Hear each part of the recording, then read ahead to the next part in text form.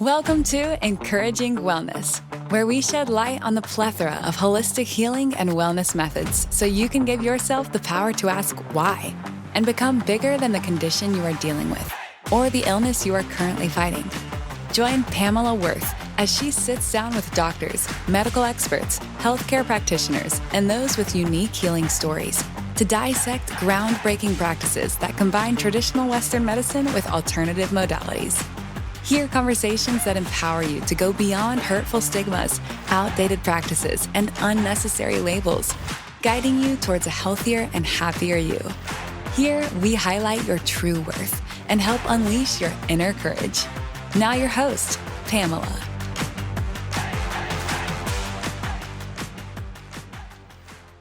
Hi, this is Pamela Worth from the Encouraging Wellness podcast, and today I am thrilled to have with us Rachel Smith, who's a functional diagnostic nutrition practitioner. And she's been studying and working in health and wellness for over 7 years with a background in healthcare administration, scientific research, fitness coaching, and is owner of Natural Health Rising, which is an online holistic wellness company where she helps people naturally reverse their symptoms of autoimmune disease, hormone imbalance, and chronic illness. Her process involves nutrition, lifestyle changes, nervous system work, healing hidden infections, and detoxing from the environmental toxins.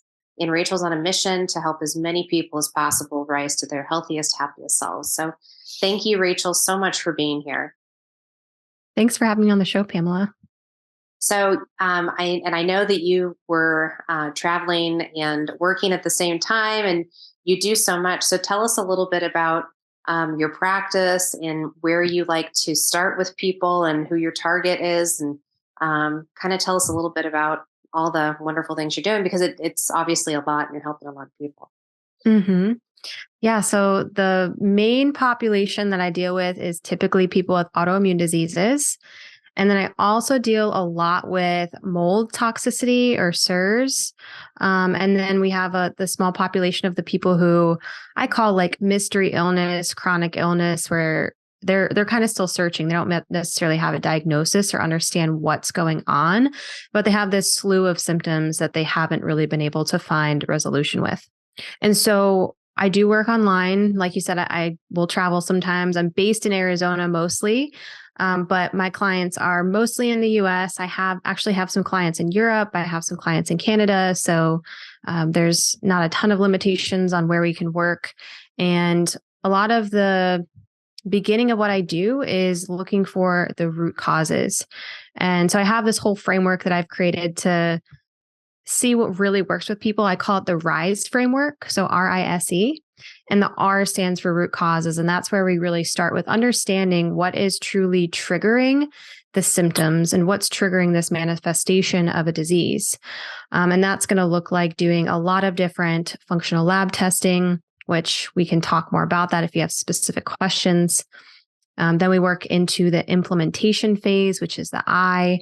And in that phase, that's all of the different lifestyle changes that we're going to be making. That's I have people go through a course a lot of times. I coach them and teach them about everything from nutrition to exercise, sleep, stress management, and all beyond for holistic health.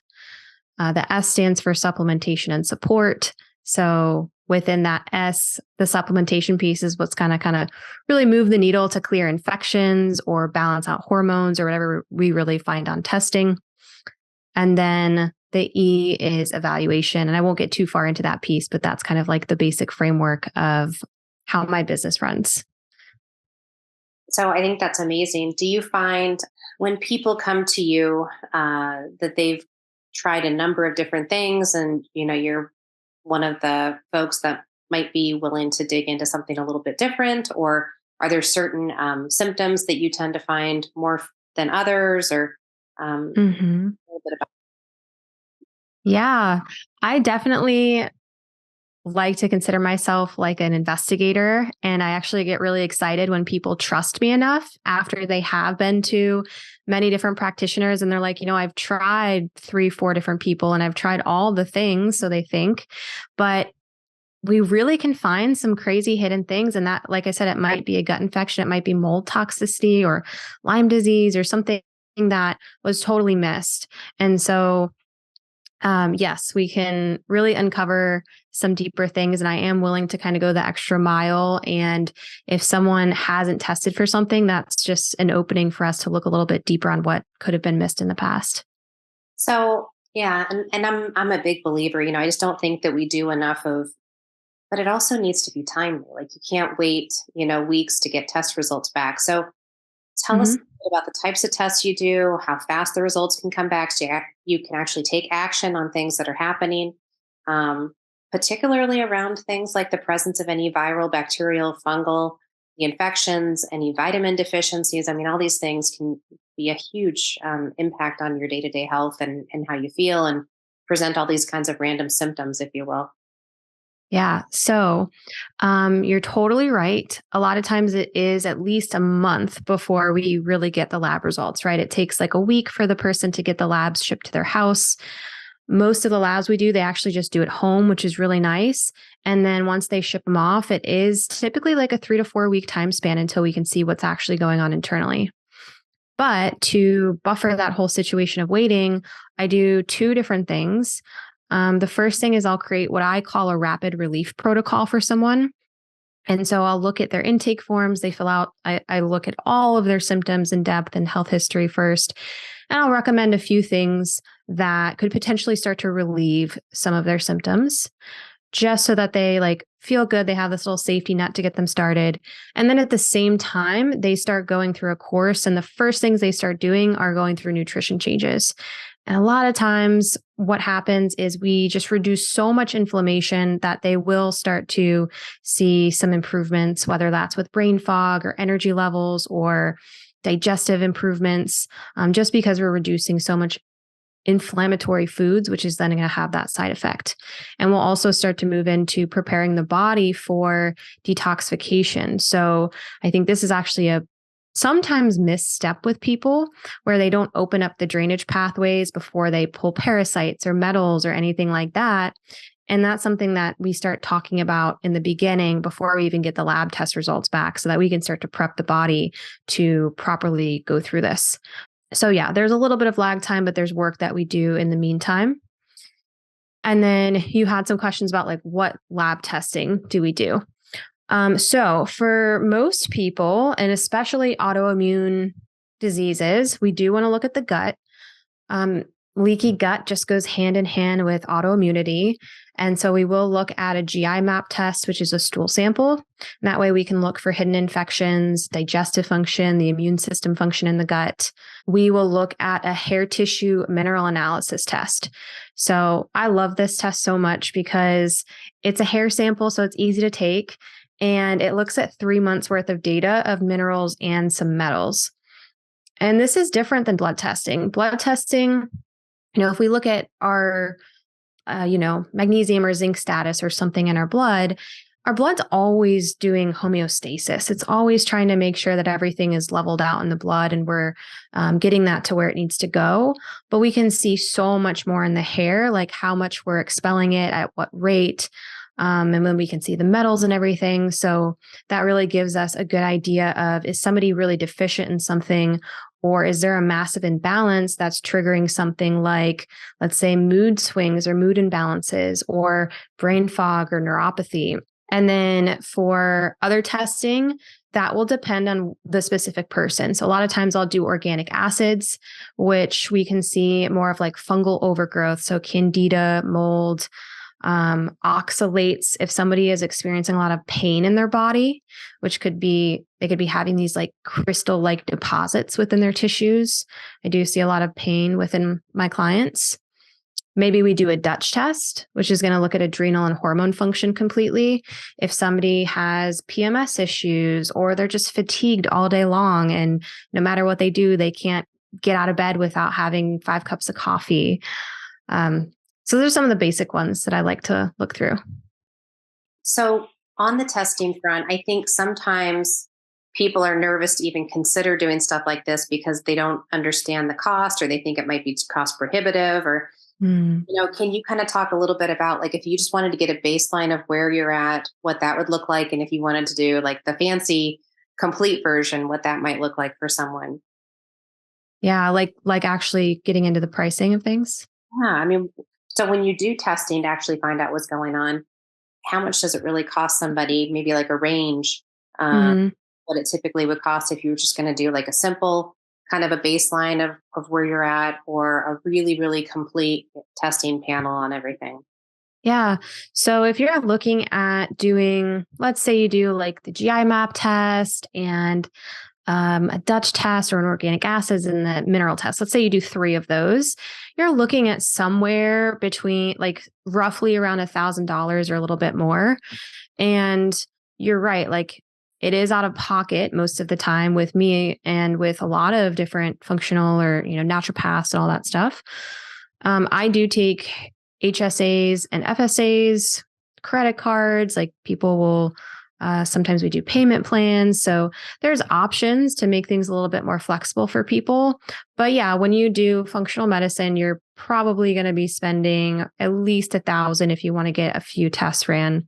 And I do encourage to at least get like 2 to 3 because we have more data and we will be able to really make your protocol more appropriately and help you the best. And then if you're looking at doing like a full program of 4 to 6 months with me at least, and you're getting really a lot of hand holding is what I like to call it. I mean, my clients have access to me daily, basically Monday through Friday. They ask tons of questions. They get hundreds of recipes and handouts and a course and like meeting with me all the time. So it's a lot of stuff that they get and a lot of training. And that could cost more upwards in like the $4,000 to $5,000 range. Again, depending upon like testing and everything that's going on. And then do you find that there's different tests for folks that are different periods of their life, whether you're, and I don't know if you treat teenagers. I mean, there's so much anxiety and depression. And I Mhm. wonder too that if maybe we ran more tests on, some of these growing teens, and that we might find some things that are actually triggering some of this, and it might help them with the underlying infection. Um, and then obviously there's much different needs in people that are trying to get pregnant, or people that are going through menopause, or Mhm. so do you find that you've kind of got packages based on age types, or desires or goals, or I mean, there's so many different things that you can potentially touch. Right. So there's kind of like a baseline program of 4 to 6 months. And then within that, everything is always customizable, right? The testing's customizable and the way that we approach their coaching and their nutrition and everything starts to get customized as we meet on our calls. And that will be tailored to that person if they're trying to get pregnant or if they have an autoimmune disease, or like you said, if they're a teenager, growing teenager, that's going to look slightly different for some of the nutritional and lifestyle stuff. Yeah. Testing wise, pregnancy hormone stuff like the Dutch test is so important. We have to see what's going on with the hormones and really make sure that we can prepare the body for being able to be fertile and have a baby. With, you mentioned teenagers, like I've actually worked with babies like 2, 3 years old and kids and some teenagers as well. And it does always go back to the gut mineral status. Even on the organic acids test, we can see some neurotransmitters and like, fungal overgrowth with kids is big because they like to eat a lot of sugar and processed foods and all these different things that are really feeding candida and fungal overgrowth. So I would say that's actually a pretty big one for them. And one more actually. A difference between children and adults. You probably have noticed I haven't mentioned food sensitivity testing yet. And with adults, a lot of times what I do is I say, save your money on that one. We're going to do a elimination style protocol. And with autoimmunity, it's a fantastic option. With people outside of that, it can still be a really good option. And we really get them to a point over the course of a few months where once we slowly introduce foods, their body is so in tune. Like they have some doubt in the beginning, but once they start to do their reintroduction, they're like, oh my gosh, Rachel, I just feel so different. I can like notice when I eat this, I don't know, this grain or this certain vegetable or something that comes into my body, I immediately know, or at least within a few days, I know. And so it's really cool to have someone understand how to utilize their body as a tool. But for children, I don't think that's the healthiest option just because, they're still developing. We don't want them to have any fear development of food, or it can be very stressful for them to do something like that. So that's where I do like to do food sensitivity testing with kids and just help identify things quicker so that we can just say, okay, here's the evidence, show them that. And then they're also more likely to change their diet because that can be hard for them. Yeah. And, kind of talking about nutrition now, all the different research, all the different opinions, even among, Mhm. nutritionists and doctors and practitioners. And, what do you find? And I still believe that kind of based on our own genetic makeup, there may be different ideal diets for different people. I'm not Mhm. sure that we've necessarily come up with a great way of testing that. But, do you have any thoughts around how you help guide nutrition and help people listen to their bodies and how to best optimize that? Mhm. Yeah, that is always the biggest questionable topic, right? Nutrition. Nobody can agree on it. Everyone has their own opinions. The research never matches up. We've got one study saying meat's bad, another study saying meat's good. So I just go off of the things that I've seen work and how the body physiologically works. So, for example, we really do need certain amino acids to properly function. We need a certain amino acids for our phase 2 of our liver to actually detox and work properly. And I could go on and on about amino acids, but that's going to come from protein. And so I am a big proponent of animal protein sources as long as it's clean, as long as it's grass fed, as long as it's wild caught fish, because the opposite of that, all the conventional forms of those things are going to have toxins and inflammatory things in them and hormones, right? So I will say that I do typically not work with vegans or vegetarians, just it's not my specialty. If somebody wants to make that decision, I think that's amazing.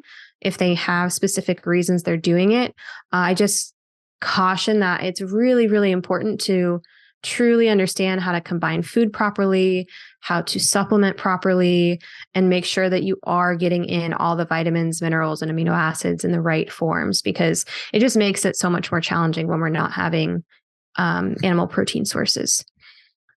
Beyond that, I think it's most widely agreed that vegetables are good for us. Nowadays, we do have people saying like vegetables are bad, only eat meat, right? Like the whole carnivore thing. But yeah, they're amazing. We have different antioxidants and polyphenols and vitamins and minerals we can get from fruits and vegetables. Like I love talking about cruciferous vegetables and sulfur-based vegetables because they support our liver. And so many people have congested livers nowadays because of how toxic our environment is. And so if we're getting in broccoli, cauliflower, as long as our body can handle it, right? There are some people who cannot. But if we're getting those things in, we're really going to help support the phases of detoxification. So, half your plate in vegetables, some fruits, maybe lower sugar fruits, especially if you're somebody who hasn't worked on like candida or fungal overgrowths yet. And then having some healthy fats in your diet too. We can't make our hormones. We need cholesterol to physically make our testosterone or estrogen or progesterone. So I think it's great to have like grass-fed butter and eggs and avocados and coconut products, like all these things that can give us more of the quote unquote healthy fats. Obviously, kind of leaning into detoxing is a huge topic. What are Mhm. some of the ways that you like to help drive the detox process? I mean, there's so many different ways to go about it. And I would imagine you've got a certain protocol that you like to start with and kind of guide through. And we'd Mhm. love to talk about that. I don't love the word detox, but I love like getting people to really get into that stuff physically.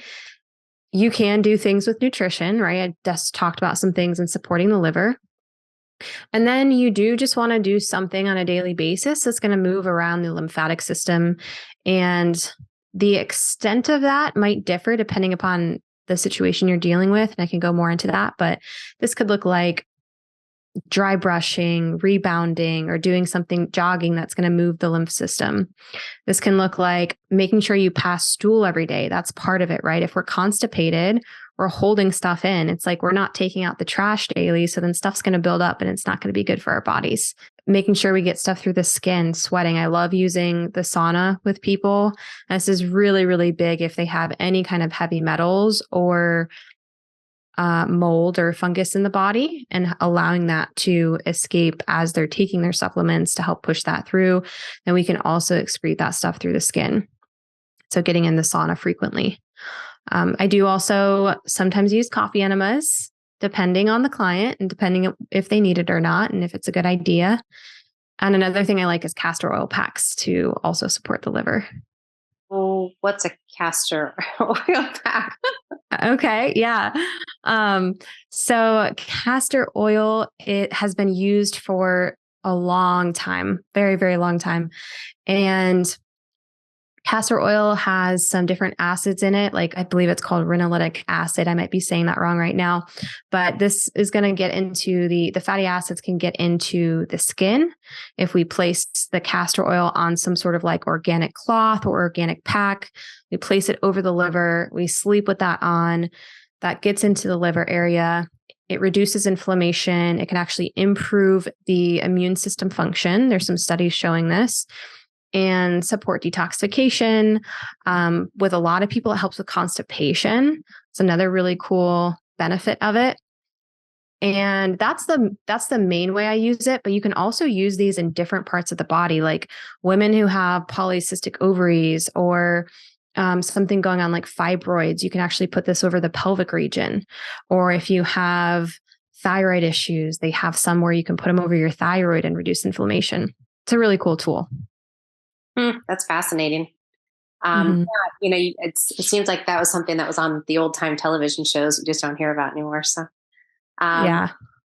And then what about, you see the prevalence of all these IVs popping up. What do you think about IVs, and are they helpful? Are they not? Is it kind of a short-term thing? Does it help long-term?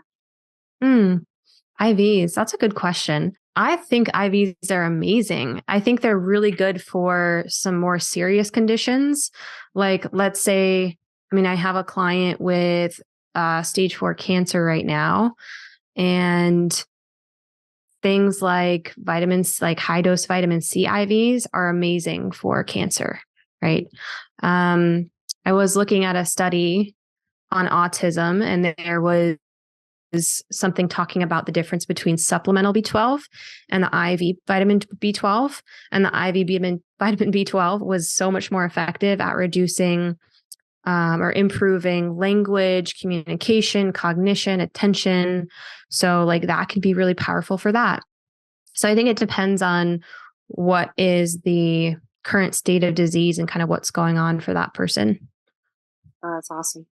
What about folks that may have autoimmune disorders, autism disorders, anything that really comes to mind around testing or supplementation, or anything that you really, like to look at? Yeah. So I did list all of this stuff for autoimmunity and like most of my clients that I run. So with autism specifically, I would say the number one test, in my opinion, is actually the organic acids test. It's like super foundational. Mostly because of seeing the fungal overgrowth, which is pretty common with autism. And we can see Clostridia bacteria on there, which is really problematic for the nervous system. It promotes lowered immune function, behavioral problems like hyperactivity, repetitive behaviors, neurological issues. There are studies that show that people with autism typically have more Clostridia overgrowth too. So it's something that you can check on there. Then we have the oxalates. I did talk about this a little bit, but oxalates are like organic compounds that get stored within the tissues in the body. And it's like crystal deposits, and they can be sharp and painful, and they can deposit in the eyes, the heart, the kidneys, different parts of the muscles. So someone could exhibit like eye poking behavior or behavioral problems, or just like feel like they're in chronic pain, and even lead to things like kidney stones. This is also really big in fibromyalgia too, by the way, if we want to talk about like the autoimmune side of that. And mitochondrial function is on there. I mean, people with autism typically have trouble making energy with their mitochondria. We can see neurotransmitters, fatty acids, nutritional markers, like all the things that can give us a really good foundational ground for what's going on and what's really triggering some of those problems. What about any genetic testing? Do you ever get into anything like that, or not necessarily? I don't. I have friends who do it that I love them. I'm happy to refer, if someone comes to me and they're like, I really want to do a genetic test, I'll just send them over to them. Sounds good. Yeah. Yeah. Anything else that I forgot to touch on? Anything else that we're missing? I don't think so. You did mention supplements at the end. I didn't say anything on that. I feel like a lot of that is always based on testing for me. I always say like test, don't guess. And what I do see people doing wrong is taking like a bunch of vitamin D or a bunch of zinc or a bunch of vitamin C consistently. And then therefore they actually start to throw off the really delicate balance of their minerals. That's one reason I really love the HTMA test, to make sure that we can maintain that balance and actually properly supplement. Yeah, we can really target everything specifically, because if someone thinks that they need a probiotic, but they have no clue what's going on in their gut, for example, they might, be throwing things more off of balance there too. So there's a lot of different levels to supplements where it's always a good idea to just double check on that first. Cool. And then how do you monitor progression? Do you do subsequent tests, once a quarter, every 6 months? What does that look like? Mm-hmm. So I do evaluation throughout the time with me, and we do self-evaluation. So I have this giant form. It's like 8 pages long. Probably takes people like 10 minutes to fill out though. And it's all different symptoms. And so they'll fill that out when they first start with me, and then we'll periodically send it throughout the program. And it's self-reported, but it's great because we can really see shifts. And I like to use that because I'll bring it up like halfway through the program and I'm like, look, your symptoms improved by 50% already. And sometimes we forget as we're progressing, and we forget how bad things were before. So we'll do that. And I do a lot of other like reflections and check-ins with people. And then testing wise, at the end, I recommend retesting if there was a major infection found, or if there was something really big that we want to make sure is gone, then we can do that. Otherwise, a lot of people will feel pretty good. And then they just come back to me as needed, like, oh, hey, I'll see you in 6 months, or I'll see you in a year. And we'll do kind of like an annual or biannual checkup. Perfect. So how can people find you? So my business name is Natural Health Rising, and that is my name everywhere. So naturalhealthrising.com. I have a really big presence on TikTok at Natural Health Rising, Instagram. I have the Natural Health Rising Facebook group. I have a podcast. So basically anywhere you want to go find me, YouTube, right? You just type that in and I will be there. I do respond to all of my messages on Instagram if anybody wants to do that, or send me an email through my website. That's amazing. Well, thank you so much, Rachel. Thank you. This was fun. That's it for this episode of Encouraging Wellness. We hope this serves as an eye-opener to you on new ways to approach your health and wellness. By learning both unique and the best alternative wellness and healing methods, you can live your best life. Listen to more of our episodes at www.hello.health. Be sure to subscribe to the show and leave a rating. Together, let us work towards unlocking you and your family's best self. Thank you for listening. See you on the next one.